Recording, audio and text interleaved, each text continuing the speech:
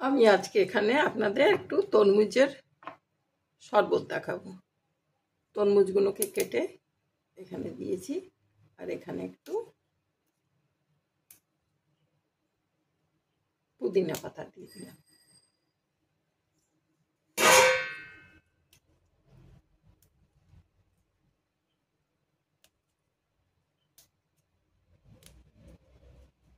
এরপর আমি এটাকে মিক্সিতে একটু ঘুরিয়ে নিচ্ছি।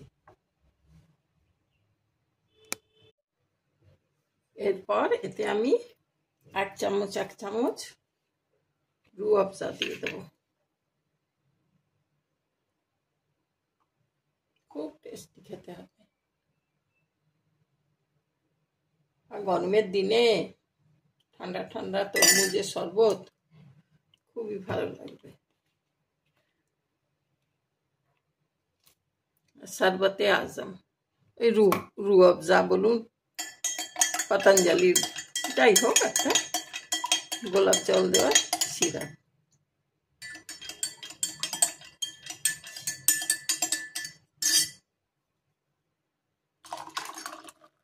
এর মধ্যে আপনারা 2 টুকরো বিটও দিয়ে দিতে পারেন।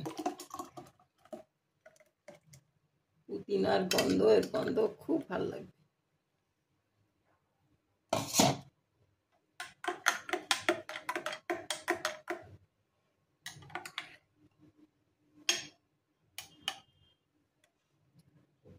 হয়ে গেল 2 গ্লাস, আর শরীর একেবারে ঠান্ডা হয়ে যাবে খেলে পরে। দেখিয়ে দিলাম আপনাদের, আশা করি আপনাদের ভালো লাগছে।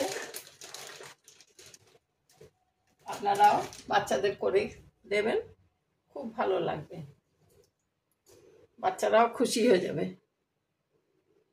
এইভাবে করে পুদিনা পাতা দিয়ে দেবেন।